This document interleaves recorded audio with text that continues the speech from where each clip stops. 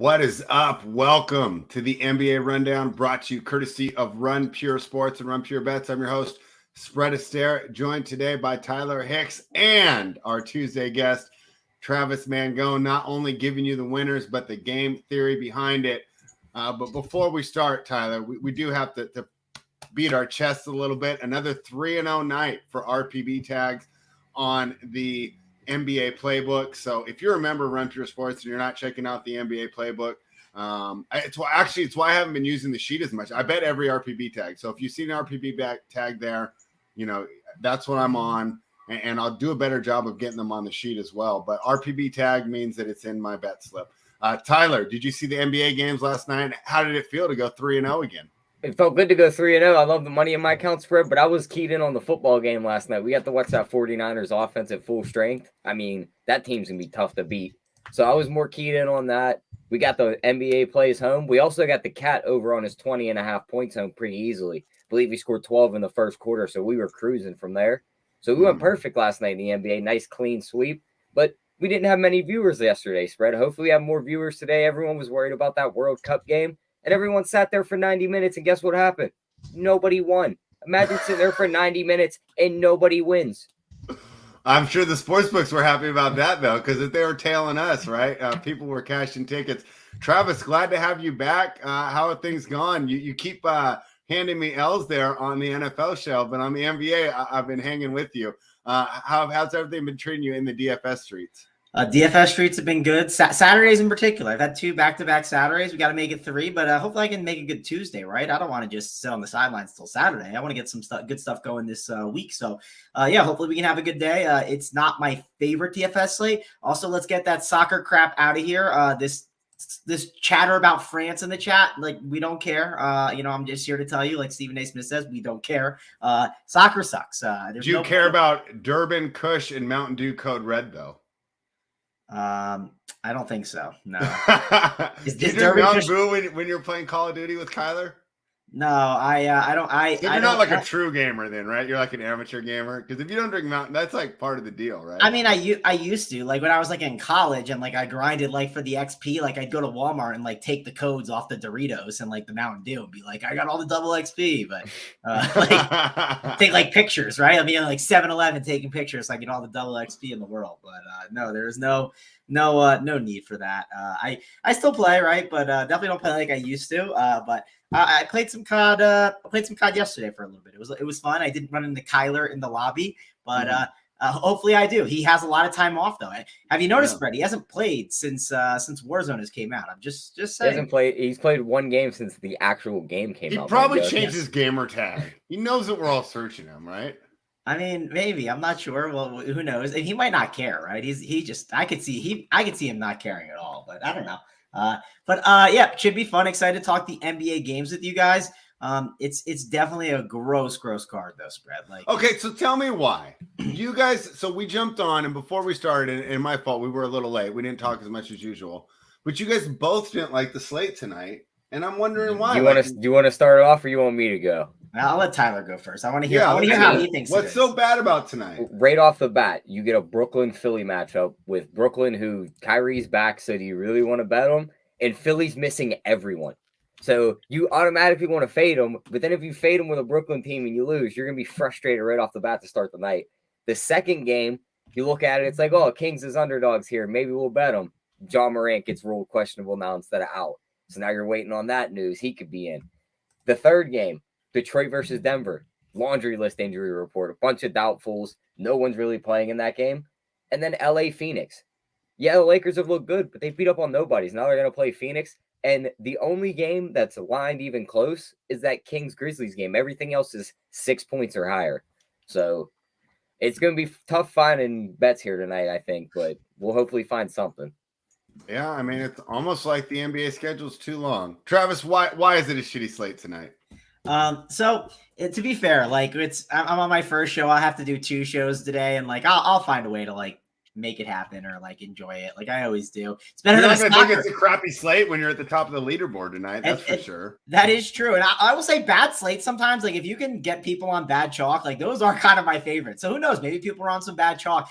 It's better than the soccer slate I had to grind out this morning. I mean, Spread, before we kind of dive into this slate, like let me just explain. So I basically said, like, I don't want to really play World Cup DFS, right? But I've been running pretty good and I've been liking kind of what I'm doing process-wise. And I was like, let me see if it somehow translates to soccer. Like, let me just see. And I go in there and I'm grinding out like the teams and everything like that. I'm plugging in some different projections and like guys are like I literally had guys that were out that were somehow in my projections. It was like a disaster. It was like it's too much to look at and figure out. I'm like, who is this Moreno guy? Who's this Jesus dude? Like, I just don't know any of them. And it's really frustrating to grind out. And I'm sitting there. And the only reason I decided to play Spread, I wasn't planning on waking up at 5 a.m. or 5:30 a.m. on the mountain time zone, but my roommate's gone and I'm watching his animals, right? And, the cat comes upstairs and just wakes me up and wants to eat. The dog wants to. So what am I doing from 5:30 while I'm waiting for the dog to go outside and go to the bathroom? I'm sitting here grinding out some soccer and I have not enjoyed it. Like, it has not been a fun experience. So NBA has been a way better experience. I've enjoyed doing that. Yes, I know the NBA a lot better. And I feel like I know when there's some edges at times. One edge I thought I saw yesterday was I thought Kyle Lowry's minutes was wrong on some of the sites. They eventually adjusted it at 38, and I said it should be 40. And then it was 44, which was pretty wild. But thought Lowry was a really good play. And we'll see if we can grind and find an edge for today. The reason I don't love this slate is, let's look at the times. So normally on Tuesdays, the lock times are different. Yes, they are. So here's one of the interesting factors actually on this slate. This game starts at 7:30 Eastern. And after 7:30, you have the 6 o'clock start with Sacramento, or not 6 o'clock, 8 o'clock start with Sacramento, Memphis, and then 9 o'clock start with Detroit and Denver. That's an hour and a half difference, that Detroit and Denver game. Bones Highland's questionable.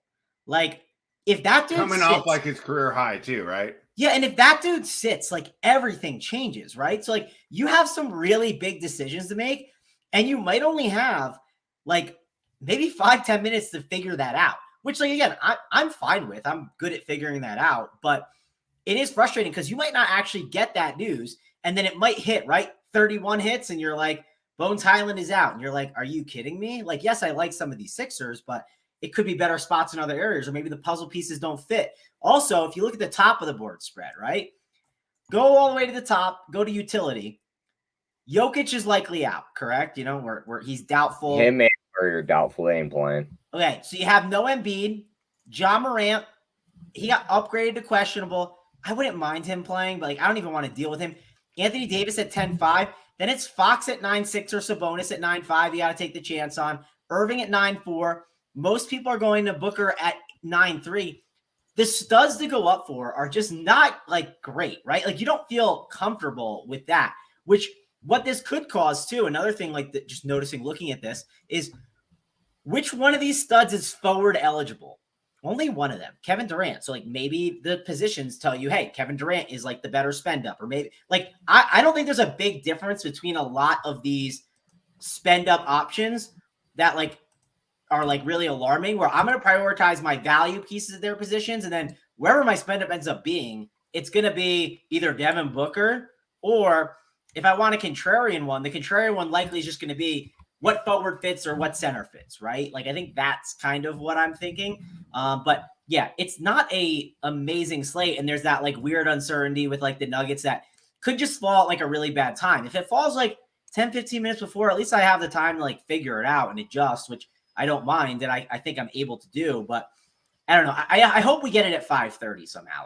I'm praying we get it an hour and a half before. That way I have time to adjust and look at it, because there is some uncertainty here. And yes, we can take advantage of it, but I just want to know how to take advantage of it. I don't want things to lock and I feel like I've made a mistake, or let's say I decide to backload slightly and then I just get absolutely owned because of it. It's just, there's a lot of weird things and things that are going on with this slate, but we'll break it down and we'll talk about it. All right, Travis, and we are going to do that here on the NBA Rundown, brought to you by Run Pure Sports. Head on over to runpuresports.com for the best in daily fantasy and sports gambling information. Before we do that, though, I think you're going to have to address this take in the chat. From our guy, Ryan the Captain. He says, Mangone with the awful soccer takes. Hate to see it. Mangone plays NBA DFS, and then, well, he says T-Hen, but we'll say then, and then complains about people not starting. Can you address this real quick before we get into this? So this is totally fair, Ryan, but I don't know who like Jesus Mercado is. I don't know who, whoever the guy was looking at with the Osuis Doom Bapu, whatever his name is. Wiseman, I know a little, like, I just don't know these guys. So yeah, there's definitely some bias of it, but it's like really annoying. But like, besides that point, right? Yes, that's a fair argument, Ryan. You're going to tell me you want to sit down and watch a bunch of like 0-0 football games, like, or football games as they call it. It's not it, man. Like it's not lit. You know, the kids aren't loving it. It's the reason why people like it is because it's popular in other countries. It's kind of like, you know, like the US is like really gung-ho about college football, like the atmosphere, like the team aspect. That is kind of what soccer is to like the rest of the world, right? That's how I feel like US gets our soccer fix. Like if you're an Oregon Duck fan, you're an Oregon Duck fan. And like you live and die with them. If you're a Bama fan, you live and die with them. And once your guy's gone, you don't really care. You know what I mean? It's more of that like team and like it's all the things around it. You know, it's not really actually like the players and stuff. All right, here's going to be my one soccer take, and the chat can come at me. This is absolutely stupid to have it at this time of year. And I know they don't really care about America because it's a world sport, right? But during the summer, right, what are we doing? We're grinding out baseball slates, right? And we're doing our NBA prep and talking about stupid NBA free agency rumors. I can give my full attention and get into the tournament. And I actually like love the World Cup, but you put it in November. Bowl season's beginning. We got NCAA rivalry week. NBA is in full swing, and every NFL game matters. It's just hard. You did not just drop in NCAA rivalry. Are you talking about the basketball or are you talking about football? I'm talking about football. Like Auburn plays Alabama this week. I thought you were thinking like college basketball, like there's a rivalry week going on. I was like, you did not just throw that. No, I'm talking about like Auburn, Bama. Tell me that's not like a. I mean, that's what I thought. I don't know why. The Iron Bowl. Right? Oregon plays Oregon State, right? Yeah. I mean, there's so many good games. I mean, it's not, but it's like the world doesn't revolve around the U.S. is the thing. So it's like that's kind of why. I know, but I'm in the U.S. and I'm being ethnocentric here. Look it up. All right, let's jump right into the Brooklyn Nets, who are -7.5 in Philadelphia, taking on the Sixers. Is my guy Robert in the chat? We chatted about this shit. Robert. So Robert and I disagree here. And you know what? I got to redo this because we talk about it a lot in one of my favorite NBA chats. And this is something that I love. And I realize that I'm not touting it enough here on this show, but this is like a game theory that I love. And it's simply called superstar subtraction.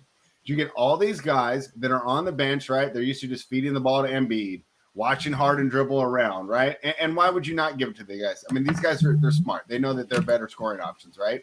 But now they all get an opportunity, and they know if they show out here, hey, maybe my 10 minutes can go to 17 minutes. Maybe my 17 minutes can go to 24 minutes, right? So you get all these guys that are just jacked up to play, and you get a better effort from the team that's not favored. Now, I know everybody's out, but I'll have Korkmaz, Tobias Harris, Tybals in there, no Embiid, no Foster, and, of course, Maxey and Harden are still out. I think this is a great opportunity to take Philadelphia as a home dog against a Brooklyn team. Let's be honest, they're not a team. They're like KD and a bunch of dudes. So right now, okay, so I didn't put a tag on it here in the deal because, I don't know, I don't really feel like tagging this game, Tyler, unless you really think so, because there is a lot of juxtaposition. And when you do these superstar subtractions, there's a chance that it goes like the Warriors did last night and they just lose by 40, right? And it's a complete joke and you feel stupid. But a lot of times, these teams with everybody out covers. Right here, I'm looking towards Philadelphia, and my number's like the over. Tyler, what are your thoughts?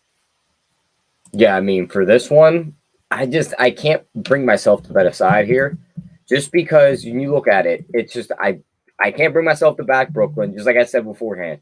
Because if I get on them and then all these role players for Philly beat me again, which they did in the Milwaukee game, mind you, they hadn't beaten that game, but I think Milwaukee was good enough to beat them there, and they didn't.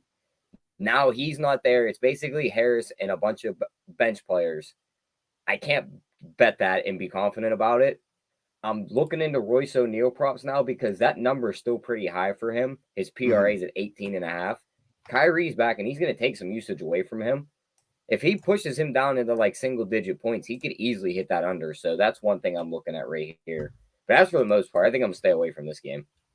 Maybe yeah, I mean, I've been running so good lately. I think I'm going to jump in on Philadelphia. The other thing that worries me, though, is like if there was ever a spot where like Ben Simmons and Brooklyn can come in and be like, all right, this is the city that beat up on you.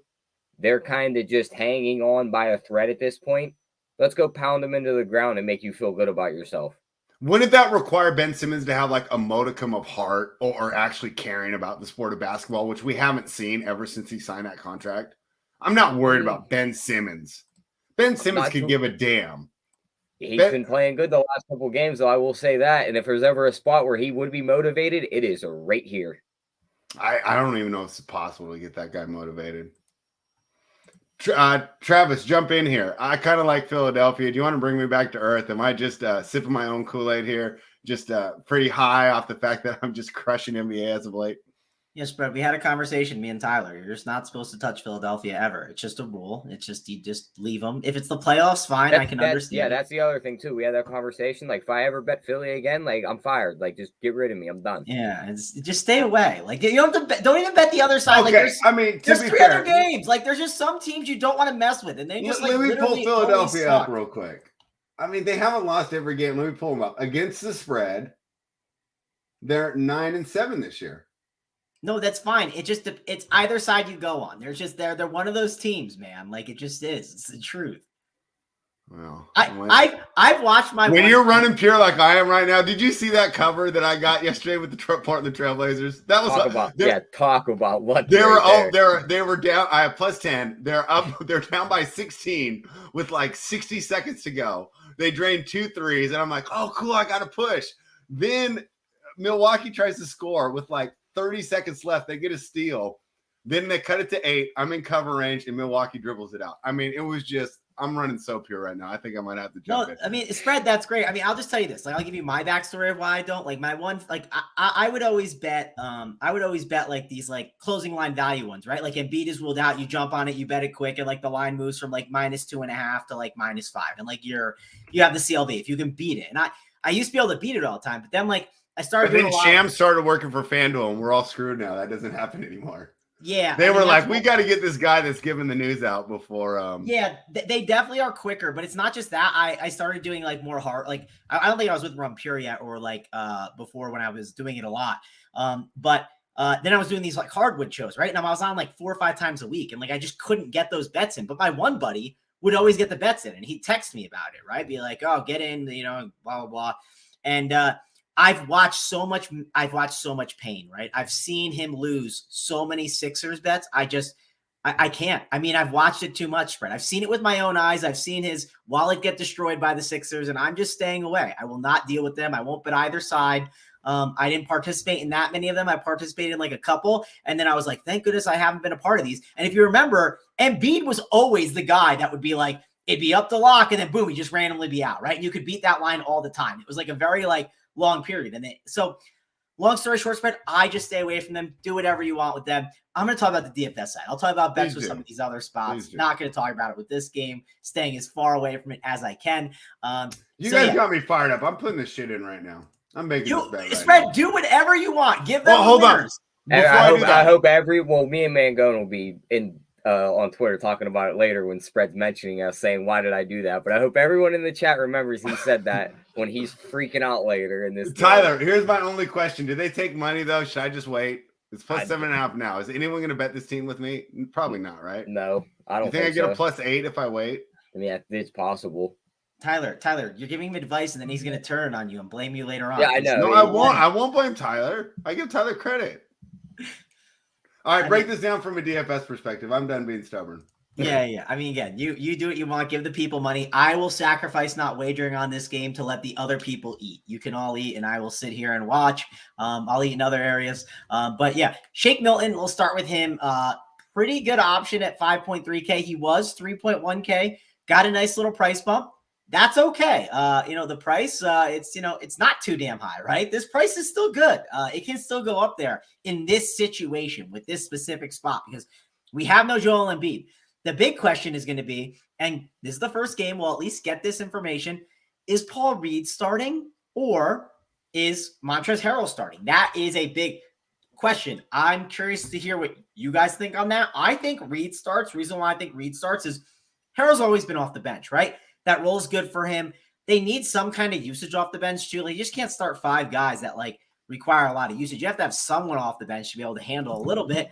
And because they don't really have a point guard, because they're going to start Milton, and if they start both those guys, who is the ball handler off the bench? Like, I guess it's like Korkmaz, Niang. No, that's a bad idea. That's what I'm saying. You have to stagger them. Even if you start them, you just stagger them. Well, correct. You start Milton and Melton.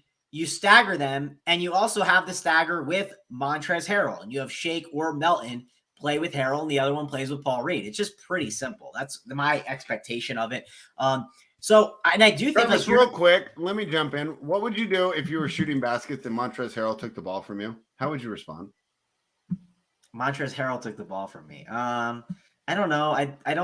I mean, I'm pretty irrelevant, right? But I'd just be like, dude, I'm practicing. Like, can you give me the ball back? And if he said no, I'd be like, well, I mean, you should probably practice instead because you can't shoot. Great answer. It's just like, I mean, that's the other thing too. Like, you got a dude like that's like absolutely great, right? A dude that's like just he has the thing that like you want in your superstar. If there's one thing you want in your superstar, you want him to have like the Giannis like ability to want to get better, right? You want that like dog in him. And you know who doesn't have that? Ben Simmons. Like, that's a guy that if I have a superstar on my team, I will not be giving him that gene, the Ben Simmons gene, because he does not want it like a guy like Giannis does. But I do think that this Sixers team has some really good pieces that we're going to look at. The big question on the slate spread is going to be how many Sixers versus how many Nuggets, right? When you kind of construct your lineup, what's going to happen is you're going to have a lot of Sixers and a lot of Nuggets on your team. And there's going to be a combination of them. I believe they're going to soak up between 4 and 6 roster spots, you could argue, on a 4-game slate. So you got to figure out what that number is for you. I am going to lean probably trying to figure out the number being, well, it's either going to be like probably 4 or 3. I could understand going 5, right? But if I go 5, let's say that teams are pushing 4 Sixers and 2 Nuggets. Maybe I push 3 Nuggets and 2 Sixers, or maybe I go 4 Nuggets and 1 Sixer, right? Like, those are different ways to do it. Like, that's one thing I did this past Saturday when I had a pretty nice hit. I was really debating, how am I getting different with these teams, right? It's a 4-game slate like this. There were 2 teams that were clearly playing. We're playing the Magic, right? Because we had all those injuries. And we're playing the Sixers. Like, it was just that simple. And most teams were going 6 or 7 of them. And I was just like, 6 or 7 like is a lot, but the alternatives suck. So how do I make it different? And for the most part, they were all going 4 Sixers, right? 4 Sixers were on most of the teams. I decided to go 3 Sixers. And I said, I'm going to fade the guy who jogs. And it wasn't PJ Tucker. It was Daniel House. Faded him and Cat. And that 2v2 was massive for me. One of my other part of my 3v3 of like basically what the optimal team was versus my team that got second. The difference was Franz Wagner, Daniel House, and Karl Anthony Towns. And we know Karl Anthony Towns' floor is a disaster. And I was like, I don't want to embrace that. Now, I just decided at the buzzer when lock was happening, I said, I'm just fading House. I'm going to play 3 Magic and 3 Sixers while other people go like 4-2 or they go 4-3. It's going to be different enough. And now I have 2 other roster spots to be different, but I'm different within my stacks. And then I landed on Lauri Markkanen and Malik Beasley, and it didn't feel comfortable, but I just knew I had to do that, right? I couldn't go Cat and House. It's just, I'm on the optimal with everyone else, and that's just not sharp. So I decided to do that. That's going to be my big decision point on this slate. How many Sixers am I playing? And I know I've talked about this for a while, but it's a big decision to make today. I think Shake is going to be one of the better ones. Paul Reed and Harrell, that's where I think you could run into some issues because I think they're only going to soak up that center spot together. Do you see them both playing on the court at the same time? I don't think so. So they're going to cut against Brooklyn. Exactly. So they're going to cut into each other. There's 48 minutes allocated to them. That's it. Only 48 to them. So where do all the other minutes go? At the 4, Tobias Harris at 7-8. He is going to get a lot of minutes, and that dude is going to play a ton. I think Tobias Harris at 7-8, it feels like an uncomfortable tag, but I think it's a tag that you want to get some exposure to tonight. You can make the argument a 7-8 guy, if he goes for 42 DK points, are you dead? No, you're not dead. So if Tobias went for 42, would not be shocked, and I don't feel like I'd be dead. So he is fadeable. Melton is 7-5. I mean, that's a really high tag on him. It depends on what other guards are available because if you had to make the argument, Bones Highland at 6'7" or Melton at 7'5", I'm more interested in Bones. Now, of course, you can play both. I'm not saying you can't, but that is a decision point that you might have, and that extra salary could be worth it. So I think Melton is a good play. I think Shake Milton is the best of the plays. Like, if I had to pick one and I could only play one, it'd probably be Shake, and then it'd be followed by Tobias Harris as the 2. Then it goes Melton, and then it's followed by Paul Reed or Montrezl Harrell. And that's kind of where I'm at. I don't see it. Don't really want to dive into any of these other guys unless they get new roles that I'm not expecting. And I do think that playing Shake and Tobias as 2 of your Sixers is a great starting point. And that's somewhere where I'm going to look to maybe play some of my options. So that's the Sixers side. I know I talked a while about it, Spread, but we got to talk about the Nets too. Kevin Durant is that contrarian spend up because everyone is going to make Tobias Harris one of their spend up forwards.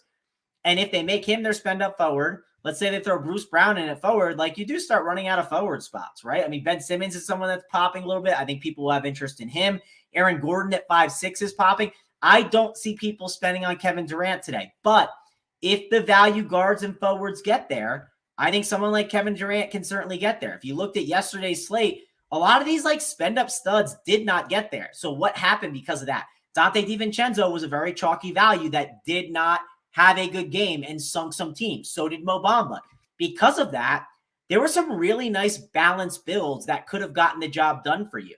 And I think this could be, on the flip side, a way where Kevin Durant is a very differentiation piece because everyone might be spending up for Devin Booker, and you could spend on Kevin Durant instead. And if the value forwards dud or Booker duds, maybe the Kevin Durant build can get you to the finish line. So obviously think KD is in play. I know it's the one issue I'll just say is it is a really, really tough roster to go KD with all those guys there, but it is a differentiation thing. I'm not saying I'm going to do it, but it's something I'm going to look into. I'm going to pull up the optimizer later. I'm going to run stuff and see if it's an idea that can actually make sense. I don't know if it's going to make sense. I need news to come in, and then it'll help me make that decision.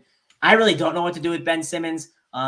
If he's going to be chalky, I don't think it's the worst chalk to get away from. So that's something I'm going to consider. And then one more Brooklyn note I want to call out. Royce O'Neal's role has been solid at 5'5", and he's guard and forward eligible. I don't think it's like the craziest idea in the world to take a chance on that if he's the last piece in. But this Brooklyn side is not one of my favorite spots. I really want to key in on the Sixers. I want to figure out what to do with the Denver Nuggets and then kind of find the differentiation pieces from there. All right. How different is it going to get you if you just throw this game out the window?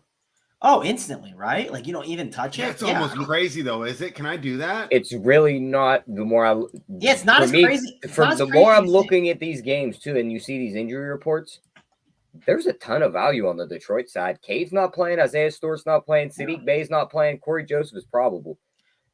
What about the Kings and Memphis game? It's going to be the fastest paced game. I mean, yeah, you could go there too. What if Jaw's out? I mean, if Jaw's out, like, listen, I don't play Dylan Brooks. You know, I saw the other day he dropped 50, and I was like, well, I'm losing. It doesn't matter because I don't play him in these spots. But at 7-3, Dylan Brooks could easily against the Kings drop 50. Like, there's opportunities on this slate. I'm not saying you should fade the Sixers. Also, and another reason why I think Tobias Harris might be better than Shake Milton and, well, at least better than Melton is the position, right? Because he's forward eligible. Like, I think that could matter because there are some really good guards on this slate. Yeah, I agree. How do you feel about just playing one Sixer? Because going through that little tutorial you ran me through the other day, I did that. And all these lineups are spitting out as 176er, a couple Denver guys, and some Detroit guys. I think it's solid. I don't hate it. And it's going to feel uncomfortable. Like when you're first watching, it's not going to be fun. But the best is when it goes in your favor and you're just sitting on the PMR. That is I can tell you one name I could never click on. Killian Hayes. I just couldn't do it. He could be the only guy on the basketball floor I couldn't click on his name. His I don't hate it, but his price is getting annoying. Like $5K, like it's not amazing. But it's the problem with him too is the downside, man. Like he could be a landmine at that price. Yeah, he could be bad. So that can be tough. Sometimes if I am considering that, I try to see if I can find like a little bit of a safer option. But I don't know. The Sixers are good and all, but the problem is the price tag, right? Like you can make arguments that 7-8 and 7-5, those guys are not net necessities. Like it's just that could happen. And I don't know. Maybe Doc also just like unloads the bench when this game's like an ugly game, right? He just unloads it completely and calls it a day. I don't know. I could see that. Yeah, like these guys like Michael Foster, who's all of a sudden rolled in on the injury report, ends up getting some minutes. Like them kind of guys.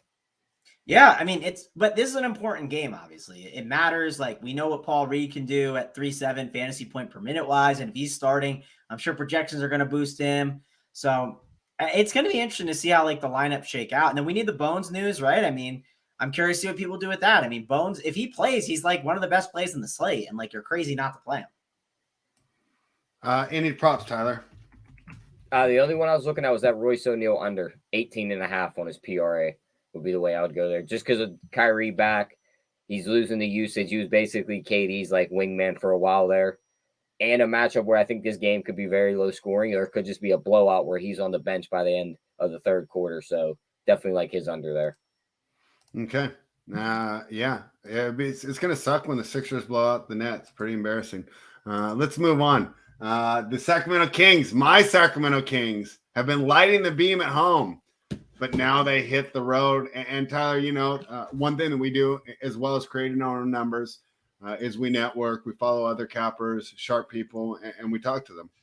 Everybody I know loves the Kings. And here's the thing, right? Just like we talk about, when the Raiders come up on the football game, when it's your favorite team, and, obviously a team I'm attached to because it's the only one that's actually in the city that I live in, you tend to get emotional, right? You're not always the most clear-headed, right? And how many times have I believed in the Kings and have they pulled the football out for me, right? Like Lucy and Charlie Brown. I mean, Thanksgiving, we got to make reference to that great special, right? But I'm worried that I'm going to get the football pulled out for me here today because – so first of all, the Kings are on a great win streak, but who did they beat? The last two games. They beat the Spurs and the Pistons. Everybody's beating the Spurs and the Pistons right now. The Spurs won a couple games, and Popovich was like, oh, no. This was not the plan this season, and we've seen it in the rotations and the player development that they're currently doing in San Antonio. And in both those games, I don't think the Kings played very good defense at all. I thought that Mike Brown has brought in a great defensive mindset to the team. And we've seen it in some of the bigger wins against the better teams, but it did feel like they got sloppy, especially against the Pistons. I mean, they should have covered that game for sure. I think they let the Pistons score 129. That's just unacceptable. So now you're playing a team, right? This is a Kings team that's feeling themselves. They're just learning how to win. We're going into a Memphis team that, boy, this team's culture, grit and grind. They always play hard. They can play through injuries. I know that people come in and out, but whoever comes in fits the system well. And I think that has a lot to do with the fact that, what are you laughing about? Grant, we the people's talking about the defense talk again. Do you listen to any NBA podcast? Like, that's all they talk. Like, listen to the Dunker Spot. Like, they just talk about defense and defense rotations. Because guess what? If I don't play defense, you can just hit layups. So, all right, we're not going into this. Tyler, what do you think, man? I'm going to go against everybody. I think the Grizzlies are the right side here. My numbers say the same. What are you thinking? Yeah, I mean, I was looking at it, and right when I seen it, and I thought Ja was going to be out, I wanted to take the Kings at the plus money. With him possibly playing, he went through shoot-around this morning, so it makes me think he plays. And you look at some of the trends here. I mean, Sacramento is on the 6-game winning streak. Memphis has been a tank at home, 8-1 in their last 9. Sacramento doesn't travel well to Memphis either. They're 4-16 their last 20 trips here. I think their winning streak comes to an end here. I think Memphis is just too physical for them, and Sabonis gets beat up by like Jaren Jackson and Steven Adams, and these guys just beat up on the guards and they win this game. It's going to be high scoring, but I think Memphis pulls it out in the end. Give me their money on. All right. Am I underestimating my hometown heroes, Travis? I mean, yeah, it's not the easiest spot. I do have a bet that I want to ask you guys about that I saw on the board. Hold on. Can I address something real quick? Yeah. Nobody plays defense in the NBA. This is the biggest myth in all of basketball. These guys, it's just they're such great offensive scorers. Like, you can't stop Kevin Durant. I don't care who you are. I don't care if you're Lou Dort. Who's the best defender in the NBA? You can't stop him. I saw the other day Anthony Simons. So he had KD on him, right? And KD's a pretty good defender, right? You guys would say if he's on you and you get a bucket, he got the most like ridiculous, effortless bucket ever. He starts driving. I'm like, he's driving on KD, like the lankiness, right? Like, that's not going to work out, I don't think. Obviously, he's explosive, but he starts to drive, and as he's driving to the hoop, right, he's going left.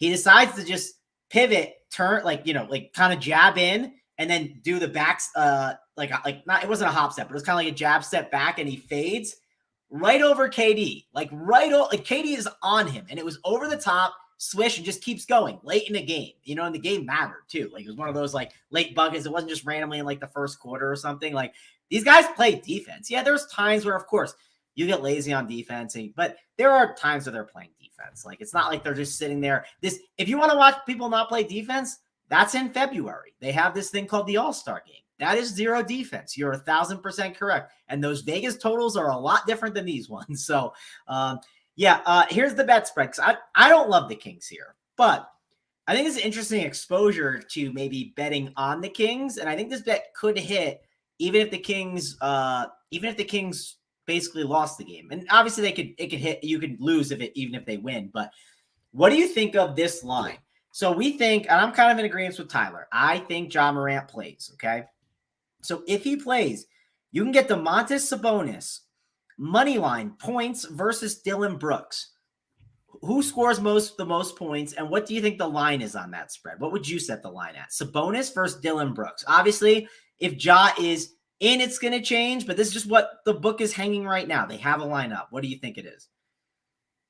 Sabonis will outscore him by 13 points. No, so it's you better bet that. Yeah, I'm looking at it right now. You better bet that right now. Yeah. No, it's Domantas Sabonis is plus 225 versus Dillon Brooks at minus 320. For most Dillon points. Brooks is favored?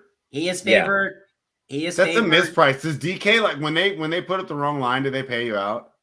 Yeah. Because I know Bovada won't. If Bovada posted that, they wouldn't. Not. They have to. I'm assuming they think Ja's out. I mean, I haven't bet it yet. I'm going to bet it right now. Hopefully no one beat me to it, but I'm going to put a wager in. Name a team that plays real defense. Do you not watch the Boston Celtics, We the People?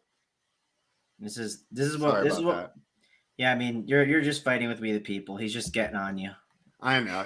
I'm easy to get going. I got to bet it's not in the game, though. It's a future I like here. We talked about 6 of the year last time we had this panel up. What about some Malik Monk love at 90-1? He's in that perfect role. He's putting up double-digit most points. Improved. He wants sixth man of the year for Malik Monk. Look at the guys in front of him. Kevin Love's now hurt. Sexton's kind of in this trio role with Malik Beasley and the other guard that's coming off the bench. So it's like that could just become a trio deal. Russell Westbrook, he isn't going to win it. Christian Wood's kind of just out there. Jordan Poole's the guy who's probably going to end up being the guy that runs away with it, but that team could fall off a cliff. If the Kings get the play-in or a playoff spot, they're going to look to award this team somehow, and they're not going to have an MVP. They're not going to have Coach of the Year. They're not going to have the most improved player, but they'll have a 6-man that's putting up 15 a game. They could easily hand him that award. And at 90-1, I think you get on it now, and I think he's in that last race of the 4 guys towards the end of the year. Unless the person has 0% chance, you can never argue against the 90-1, right? It's fair. You can definitely. I don't think there's definitely worse bet suggestions have been made. I'll say that. Not what I'm jumping to go to, but I don't hate it. Like, it's not bad. And you might be able to like sell that out, right? It moves to like 30-1, and like you just. That's what I mean. Yeah, you cash out, you get out of it. Can you cash out early on those? Yeah. Yeah. Yeah, go for it. Like, it's not like you have that option, right? It probably does get like, it's not going to stay 90-1. I think it'll improve for sure. But yeah, sure. Let's talk about the DFS side spread. I haven't done that yet, but I think that was a good bet. I just made the wager. So there we go. I love it. And you're not going to, because on Bovada, there's no way they pay you out. They would say we posted the wrong line. It should be the opposite. Sabonis I don't know. Maybe they think it's the right line and Ja's out. I mean, if Ja's out, yeah, it's like you want to be on the Brooks side, but I'm still down with it. Like I think that line's not good. I think it's a bad line. But so yeah. I'm not looking at the chat for the next 5 minutes so we can get this show done. Yeah, it's fine. We'll wait till the Russell Westbrook segment in like 20 minutes. Oh God. Not yet. Let's let the chat. Not yet. We'll wait till we get to that game. We still have a lot to discuss. So yeah, this Kings game is not like, it's not a game you're dying to get to, but these are 2 studs that are like maybe like options that we want to look to get to that could be differentiation pieces like De'Aaron Fox and Sabonis. I do worry though about like that inside interior not being as easy to score on, and like you could obviously see Fox like on his drives not be able to just finish as easily. Sabonis obviously could have some troubles. So I think these are interesting contrarian stud options up top, but nothing I'm like, like trying to die on that hill and say like they're amazing plays. Kevin Herter at 6.1K. When he's above 6K, are we allowed to call him Kayvon spread? Because the man is shooting pretty good right now. I about to say the way he's been shooting all year, I think you can call him that. Yeah, I mean, it's Kayvon the Don. He's absolutely crushing it. The question is, do I want to pay 6-1? I don't think I can pay 6-1 for him in this spot. That's one of kind of the fears that I have. But it is a good spot for like small forwards against Memphis do definitely get the job done. And he's one of those shooters that I think could. You could also go to Malik Monk, Mr. 90-1, right? At 5.1K. That could be another interesting contrarian last piece in, but it's really a last piece in. It's not one of those guys you're prioritizing. And on the Memphis side, I'm not trying to really prioritize anyone in this game. You can make an argument for Jaren Jackson's ceiling, but you can also make an argument that Duke could get in foul trouble. I mean, he could easily have 2 quick fouls on Sabonis and just be chilling on the bench, and you're very frustrated. So his floor is, I mean, yeah, his ceiling's great, but his floor could be rough too. I'm not dying to get to Jackson today. Dylan Brooks at 7.3, no thanks. I will not be playing Dylan Brooks. If he goes for 50, I will lose my money tonight. John Morant at 10.7, if he is in, he's kind of going to be an interesting contrarian spend-up piece that I don't hate going to just because I think the ownership will be low enough. So that's one guy that I'll think about at the point guard spot as a contrarian pivot up top. And then if Ja is out, I mean, bump the Tyus Jones even at 5.9. He'll be a good play. But overall, this is a game we kind of do need the Ja news to kind of make some final decisions. All right. I thought you were going to go for 5 minutes and I can address the chat, but I'm not looking over here. My eyes are forward. Tyler, do you have any props for this game? Nothing really yet in that game. Everything I'll find in that one I'll have up on the playbook for it. All right. We cannot wait for that. By the way, I know people say that defense isn't being played in the NBA, but let me tell you, we the people, the defense he's playing on spread Astaire, man, he is out here just locking them down. You know what I mean? He's absolutely derailing him. I love when he's in the chat, right? Because, otherwise, we just go through the games. I mean, my personality a little bit comes out, right? So I think he's a good addition to the show. So yeah, I appreciate you needling me, and I will be addressing these comments soon. But right now, I'm not looking, and we're going to talk. We got 2 more games. We'll be fine. Yeah. Well, we might go a little overtime, but that's okay. It's not the end. All right, the Detroit Pistons are +6 in Denver, taking on the Nuggets. Here's my take. Guess what, we the people? This team doesn't play defense. You want to argue bad defense in the NBA? I would argue the Detroit Pistons are currently the worst defensive team in the NBA. And I'll say other teams do play defense. The Detroit Pistons do not. The Detroit Pistons, everything these guys in the chat that I assume are saying about the NBA, the Detroit Pistons are personifying that. They cannot stop anybody. And without Cade Cunningham, their offense is just too one-dimensional. They're too reliant on a rookie, Jaden Ivey. He's going to be great. He's explosive, great highlights. But you can't run everything through him. And this team has just been terrible. They're 3-15 right now in the standings. And I can't believe they're not laying more. And I think that the reason they're not, right, is because the Denver team is just as beat up, right? So we're waiting on that Bones Highland move. I don't expect Jamal Murray to play. Ish Smith, questionable. I don't expect Jokic to play. Aaron Gordon's in. Whoop-de-doo. I wish it was 2017. And Peyton Watson, who's that? Maybe Travis can tell me about him. Sadiq Bey is going to be out, which makes this Detroit team even worse. I don't care about the Denver injuries. I laid it with the Nuggets. What do you think, Tyler? Yeah, I agree there. I think Denver does win this game. I'm not running to lay it, though, because just when you look at it, it's like it's just going to be a bunch of role players out there running around. They should be able to beat up on Ivy and these young guys. Okay, but can I say something about this? These role players, right? What happens when they go down to the G League, right? James Wiseman, absolutely unplayable, right? He's dropping like 29 and 19, right? Dwight Howard goes to China, right? He's like Wilt Chamberlain over there, right? The level of play in the NBA is so high. I think these guys can step in and still put the ball through the hoop. So, no, I agree there. But when you look at the floor tonight, who's the best player? Shouldn't be that hard to figure out. But when you look at this game, it's a lot harder than you think because it's Michael Porter, right? Probably, yeah. But like, there's not much difference between like the MPJs. You got to have Ivy up there now, but MPJ is way better than Ivy. Bogdanovich is close to MPJ. Like, there's guys on these shooting, and that's it. I mean, what does MPJ do other than shooting? He can get to the rim. Barely, as poor his back gives out. So, I mean, this game is legit just a bunch of role players to me when I look at it.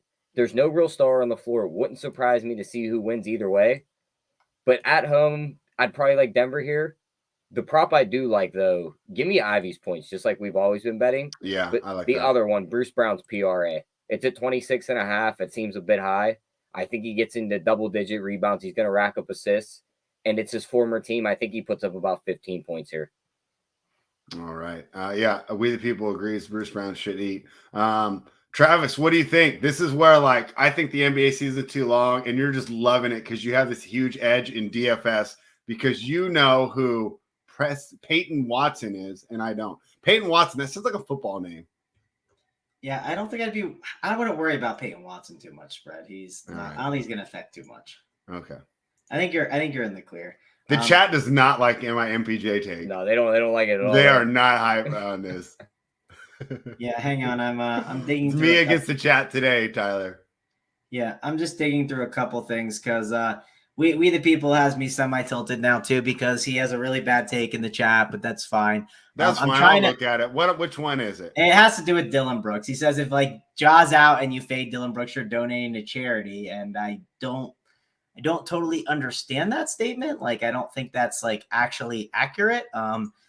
So yeah, I don't know. I'm trying to dig through my screenshots. I'm trying to see if that was one of the days that I had a good day. I'm pretty sure it was, but basically here's the numbers with Ja Morant and Dylan Brooks out, right? And if Ja Morant is out, and let's ask the panel, what will Dylan Brooks' ownership be? Tyler, take a stab at it. What do you think he'll be owned tonight?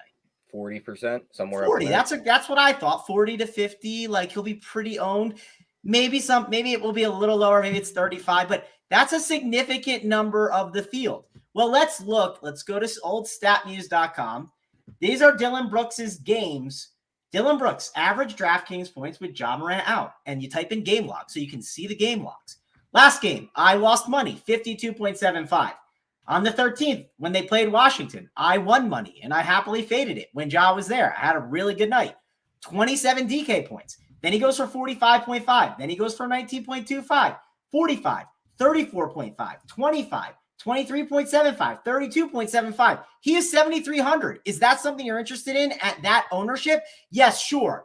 You saw it last game, and you were right. But it's not about how many times you're right. It's about how much you win when you are right. And let me tell you, Dylan Brooks, if he is somehow 40% owned, good. You can play him every single time at 40%.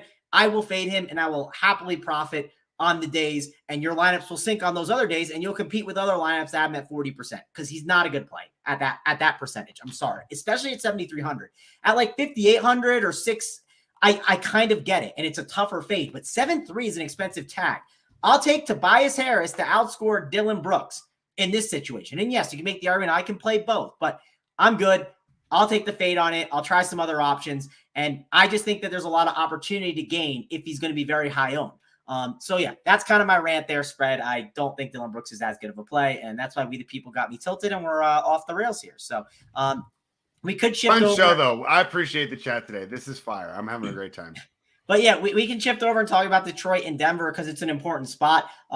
Detroit, they are a bit shorthanded. The problem is they still have enough guys they can kind of like slam in there. If the game's close, Bogdanovich, I mean, he is such a safe option right now. Like, I don't mind plugging him in because you know what? I don't think Bogdanovich is going to get me like 20 DK points like Dylan Brooks, and he's cheaper. I feel like he's one of those safe guys on a 4-game slate to plug in that I would really like, especially with no defense being played. This feels like a spot where you just hit Bogdanovich to the post, right? Say it's like the fourth quarter, Spread. You need a bucket. They're just going to keep giving it to Bogdanovich. He's going to keep eating. He's just going to keep doing that little fadeaway that he does in the post. It's a good spot for him. So I like him. You can make the case for, Jaden Ivey too. He is 7K though. And there is some downside in Dwayne Casey pulling him, which could be frustrating. You got Alec Burks working, lurking there. He's 4,800. I'd be curious about his minutes. I know he was like dealing with some conditioning issues. Minutes have trended up 17, 18, 24, 25. I believe it was that Toronto game or the Clippers game right before that when the conditioning issue came up. And they started trending upwards. So that's good to see at 4.8. I think he's a better play than I was realizing. So I think he's going to be in the conversation. And he is shooting guard and point guard eligible. So if you lose someone like Bones Highland on this slate, well, a shooting guard with Alec Burks is a nice little pivot there that you can go do for 4.8 and then upgrade a spot. I'm not a huge Marvin Bagley guy. Don't want to mess with Duran. Hamidou Diallo, he kind of becomes in play on this slate, and I'll just call out why. I don't think he's an amazing play, and he's not going to pop, but he is going to get that like 15 to 20-minute sweet spot, and he's 3.2K. And there's no defense being played. Could he play himself into like 22 minutes? Maybe, but the point is on some of these slates is if you just need like a 3.2K punt to get you everything in your lineup, I don't hate those on 4-game slates. It's definitely an off-the-wall take. It's not going to be something projections love. And maybe there's enough value today where we don't need to do that. But it's something I'll think about at least when I'm building out my lineups. Like I might happen to stumble upon a 2v2 and I'm like, man, that could make some sense because it gets me like a really awesome stud, right? Maybe this gets me John Morant and Devin Booker in my lineups, and not everyone else is able to do that. So those, because if you do feel like you need a value play, sometimes just going all the way down to 3.2 or 3K is worth it rather than living in that 4.2 range or like 4 or 8. So I mean, we talked about it, Tyler, right? 5K for Killian Hayes, like that can hurt you if he goes for 20. Yeah. But if Diallo goes for like 12, yeah, it's the same multiplier, but that like 1,800 could go a long way, especially on these slates. So just want to kind of call that out as something that's interesting. But the Nuggets side is definitely one that we want to look at. We want to get some exposure to. I mean, Bones Highland, if he's in, he's like probably the best play on the slate or one of them, right? I mean, it's 6'7", and he's got the shooting guard eligibility, which is really nice. Bruce Brown having point guard and forward, which is small forward eligibility. That's really nice because you can roster him at a lot of different spots. I do think this is a really good opportunity for him. Michael Porter Jr. has been disappointing, but this is a pretty good get-right spot, right? No defense being played. This is maybe a spot where Michael Porter Jr. can get the job done. DeAndre Jordan, the thing that's nice about him is he's 4.5K, and it's not like I don't love spending 4 or 5 for DeAndre Jordan, but this is a spot where I don't think he gets played off the court, right? And he has to play a lot spread. Like, if you think about DeAndre Jordan, what are matchups you feel comfortable playing in? Well, if he's playing against, like, the Nets don't want to play their big men as much, and they've been going smaller. So there's a chance DeAndre Jordan could have gotten ran off the court in that spot where this gets played out. I don't really see DeAndre Jordan getting played out here where I think he's even safer. So I think he's in play as a nice little value play. And Aaron Gordon at 5'6" in this role seems like he's going to be a little bit too cheap. Especially when we talk about this Pistons team and their defense and how bad it is.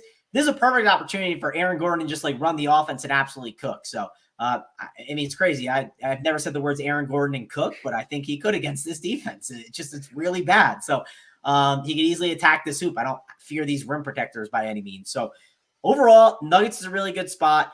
I'm looking to play a bunch of them today. I'm looking to play a bunch of Sixers, just trying to figure out what that mix is, right? That's going to be the key to this slate. Great. How many Pistons you playing today? What? How many Pistons you looking to play today? Or are they just going to fall in the line as the rest of the guys fill out? It's probably like one. I just see a bunch of pivots on these cheap guys we talk about. Like Alec Burks is sitting there at 4,800. Jalen Duren's sitting there at 41. We talked about Bogdanovic. Yeah, the main one's Bogdanovic. Like that's the one like I feel most comfortable with, but I wouldn't want to play two, I don't think. Because, like, if you play, like, let's say you're playing a lot of Nuggets and a lot of Sixers, like, how many roster spots are they going to soak up? I want to give, like, let's say I play 5 Sixers on one team, and then, or like 5 Sixers and 5 Nuggets, right, combined. And then I play 2 Pistons. I only have one other spot to go to. And, like, I just don't know if I love that setup. It is a little bit of a game stack possibly then, right? You could make a case for the game stack argument, and some of these other games maybe blow out, and you kind of hit the nuts with that, just no defense being played on either side. So it's not the craziest idea, but currently I'm just leaning like Bogdanovic as, like, the main guy, and maybe mix in, like, a Burks on another combo. But I'm not dying to get there. And obviously that hinges on the Bones Highland news, right? If Bones Highland happened to get rolled out, Alec Burks at 4.8 would be a really nice pivot, and then you can upgrade a spot for sure. All right. What I was saying is this is a great chat today. So what I'd like, so we can continue to have these lively discussions, can you guys give us a thumbs up, share it on your socials. This is the NBA Rundown brought to you by runpuresports.com. Quick question from Spencer Smith. Spencer's always in here roasting me about my time in custody. Thank you, JT Hayes, for alerting the authorities on me. But hey, where are you finding these ownership projections, Travis?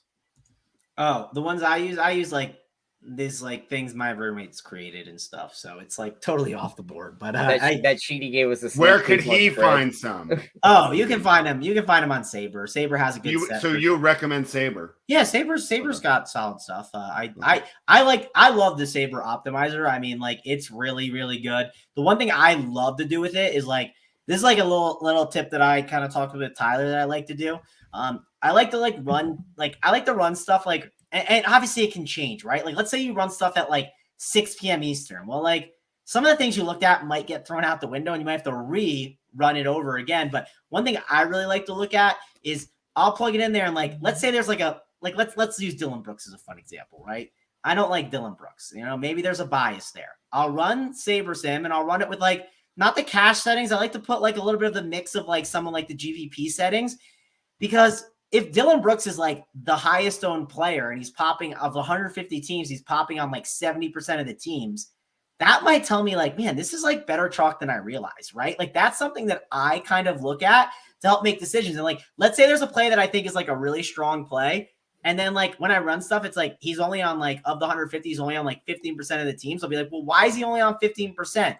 What is the optimizer doing? Why is it doing that? And that might be a reason why I should not be jamming him in as much. So that's one way that I use Saber with that. And they're taking ownership projections. They're taking the sim variance. They're taking the projection, and they're running it all together to decide what's the best combination based on the kind of contest that you want to play in. All right. Excellent answer there. Let's do our last game. The Los Angeles Lakers and Russell Westbrook head to Phoenix to take on the Suns. Tyler, this game opened at 7. LeBron James is out. Now it's out to 10. I wanted to take the Suns at 7.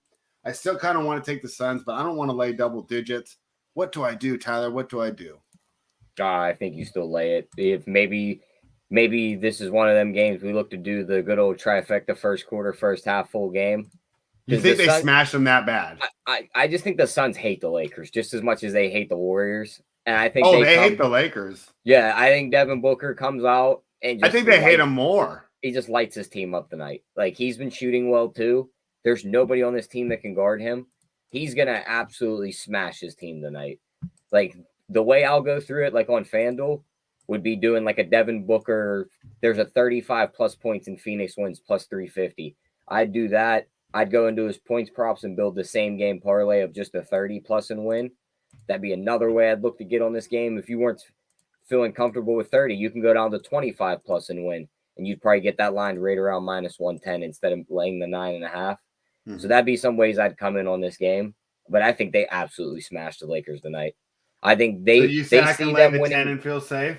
Yeah, I think they see them winning games too. They're like, oh, they're feeling good about themselves. Let's blow them out of the water and let them know that they're a bad team.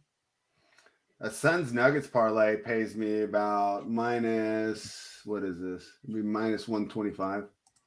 All right. Travis, how do we approach this one?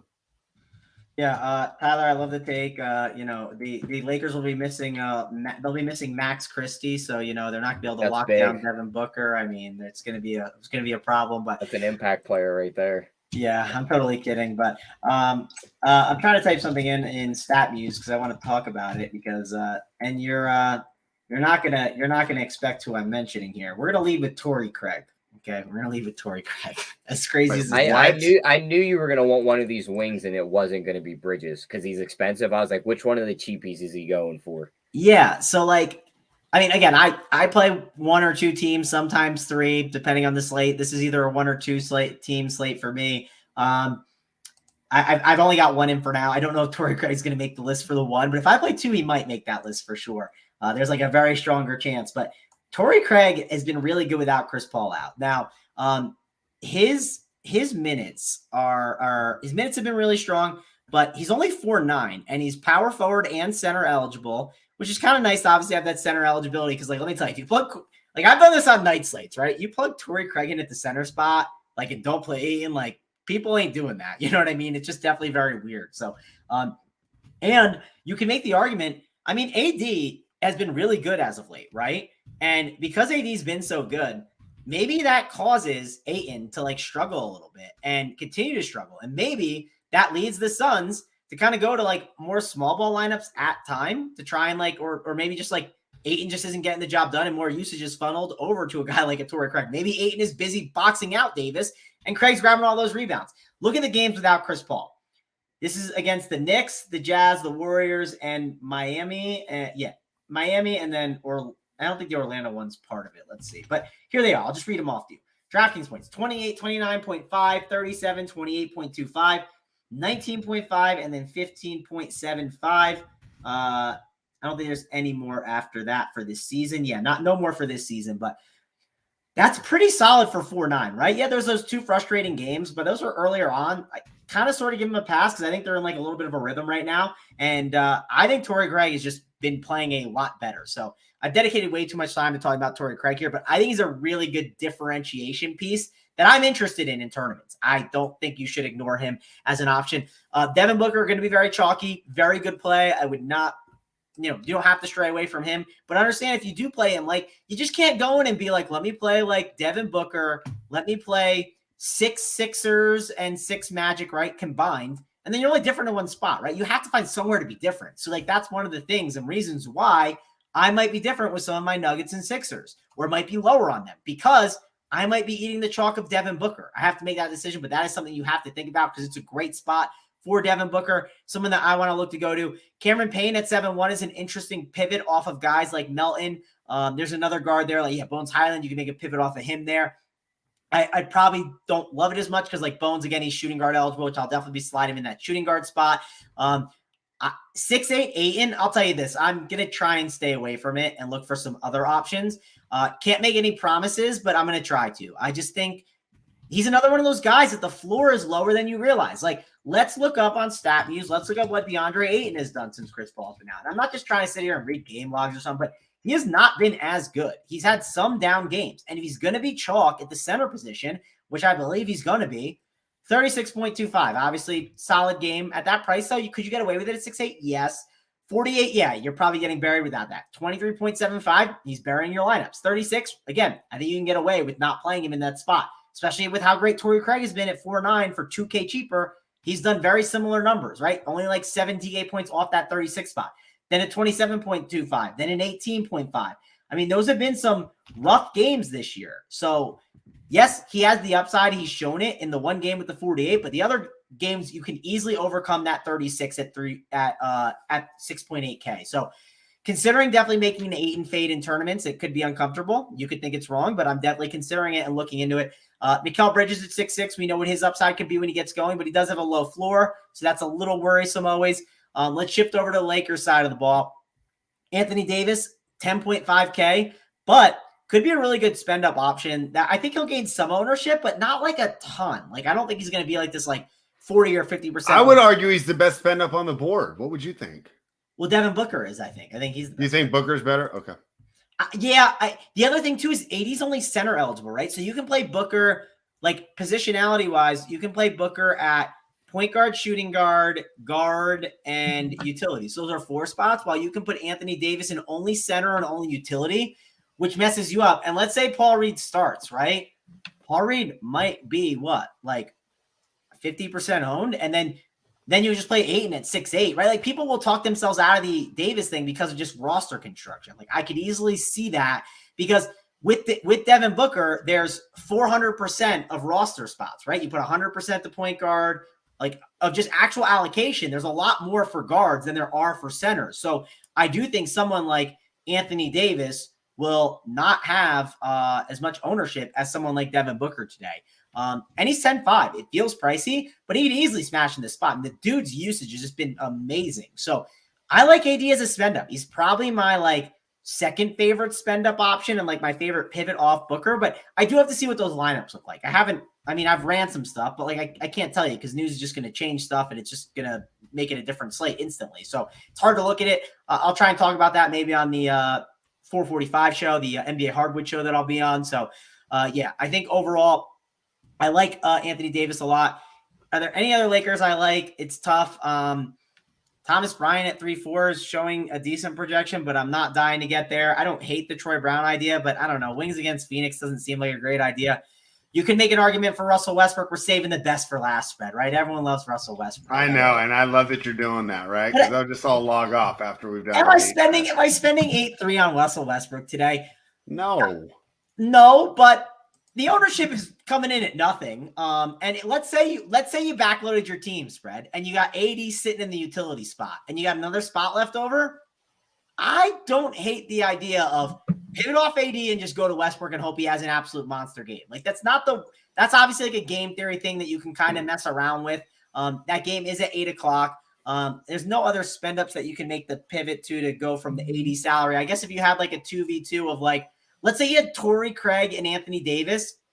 You could turn that into Russell Westbrook and DeAndre Ayton, right? I mean, I don't know if it's exactly aligned, but those are things you can do. I'm not saying you should plan for that, but if you happen to follow that your lineup, that's a little bit of game theory that you can mess around with. But I would rather spend my money elsewhere than Russell Westbrook today. I know the Westbrook stands will not be happy about that. And listen, I do like to play him in DFS in certain spots, but I mean, I liked him at 6'8". I was slamming him in there, and I was like, these are great spots. I was playing night slate spread in the Run Pure Discord. If you're in the Run Pure Discord, I added everyone, and I said, this is too good of a spot for Russell Westbrook. The projection's wrong. And he went, instead of going for his 38 projection, he went for like 45. You know what I mean? Like, I'll play Westbrook in DFS at times, but 8-3 on this slate, I don't think I'm getting there today.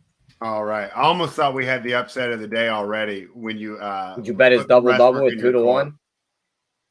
Yes.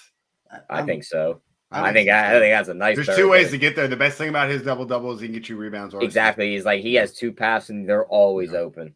I like that. So, and he's yelling. All right. Do you see the thing where Lonnie Walker said Westbrook yelled at him when he passed out of a mid-range jump shot? He's like, I don't pass you the ball for you to pass it. He's like, I passed it to you for you to shoot it. Yeah. And they said Walker was like, he's like, ever since then, he's like, I've just been more offensively going at it and trying to score more.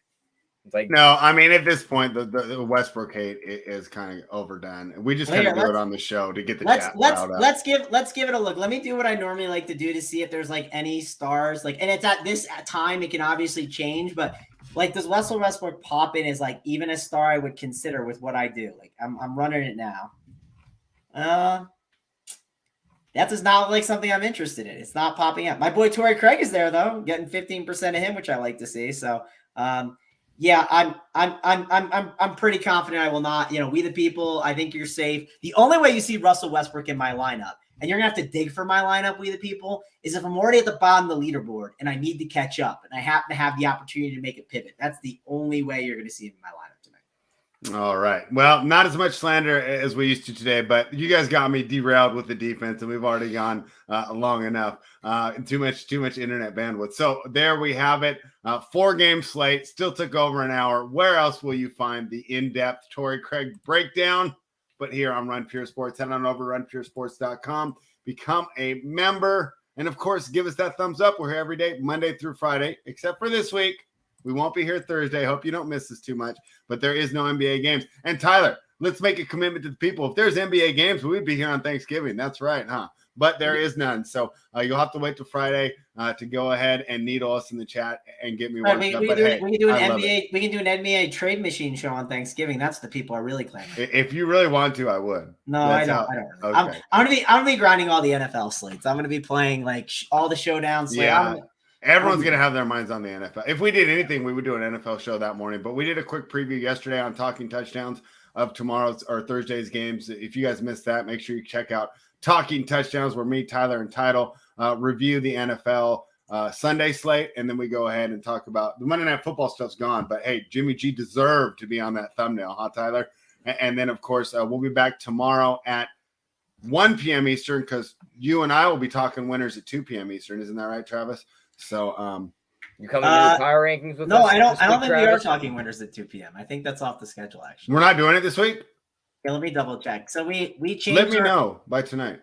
Yeah, we did. It's not. So we changed our schedule for Thanksgiving a little bit. So like, just to give you a quick rundown, we obviously the NBA rundown tomorrow. Then we're doing the Print Factory at 3:15 tomorrow. It's like a Thanksgiving one. So then we have the Hardwood Show 4:45.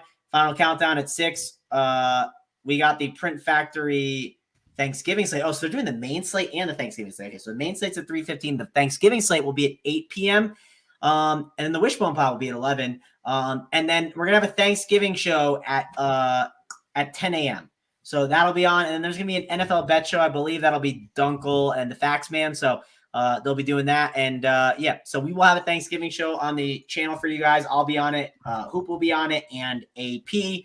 So yeah, that'll be all the content that we have for you. We did make some adjustments to our normal scheduled show times. A lot of them kind of got kicked off just because it made some sense. And we made some adjustments just for Thanksgiving. That's fine. I didn't want to hear you victory lap me on that Dolphins take one more time. I could take a week off of that. Yeah, we'll do it. But we're still going to do for our show. We'll still do 1 p.m. Eastern, right, Tyler? Yeah, and works so for we'll me. be here. And it could be the debut of Randone. I gotta reach out to him, but he was going to be our new scheduled Wednesday guy. So there you have it. NBA rundown brought to you by Run Pure Sports, but we're not done yet. It's time for the best bets. Thumbs up, guys. We give you the bets. You give us the thumbs up. Tyler, start with you. Best bet for today's side total or prop. If it was going to be a side, give me the Suns minus the 9. Wow. If I'm going to go with a prop, though, I'm going back to those. Give me Bojan Bogdanovic over 19.5 points. Okay, He averages right around 20 against Denver. You look at his game logs, 15, 21, 36, 15, 48, 29 points against this team. That offense is really limited. It's just what number do you have? I have 19.5. Yeah, 19.5. Okay, I'm on it. Yep, I love that prop. And in his last 5 games, he's hit that over. So give me that over 19.5. I think he goes off against Denver. Love it. Travis, what's your best bet for today's side total or prop? Yeah, best bet will be Domantas Sabonis, right? Plus 225, heads up against Dylan Brooks. We're gonna wager on that. That's cheating. That's not even the right line. No, I think it is. I think it's up on a legal book. Like, what do you mean? It's they're betting on Ja being out spread. I think that's what they're banking on that. That line is right. If Ja, for record, that line is like the correct line to put up. How many guys do we see go through shoot around in the morning fair. though and not play? Correct. So we're betting on him being in. Also, if he is in, you know what else out we have? Dylan Brooks just throwing up a bunch of bricks. Is that something you think happens tonight, spread? What's the likelihood of that? I mean, it's not as close of the likelihood as Russell Westbrook missing the playoffs, but it's close enough. he might as well be Dylan Norris because the guy loves to chuck. Yeah, I agree with you there. My best bet, I'm going to go ahead and go against the whole world and take the Philadelphia 76ers plus 7.5. And the best thing about this bet is it has the potential to lose by like 50.